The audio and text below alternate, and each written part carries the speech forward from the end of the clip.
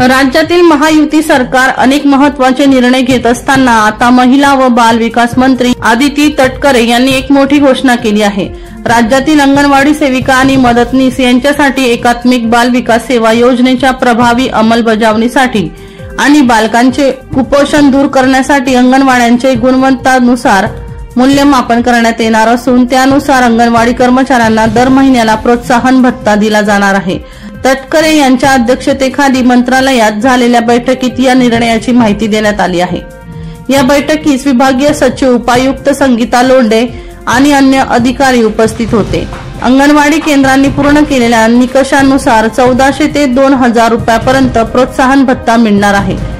याशिवाय अंगणवाडी सेविका किंवा मदतनीस यांचा मृत्यू झाल्यास किंवा निवृत्तीनंतर त्यांच्या कुटुंबियांना एक रकमी आर्थिक सहाय्य देण्यासाठी प्रस्ताव सादर करण्याचे निर्देशही तटकरे यांनी दिले आहेत। ही योजना अंगणवाडी कार्यकर्त्यांच्या योगदानाला ओळख देणारी ठरणार असून त्यांच्या कार्यात नवचैतन्य निर्माण होईल असा विश्वास व्यक्त करण्यात आला आहे। कैलास कोडी यांचा रिपोर्ट, माझा आवाज लाईव्ह, मुक्ताईनगर।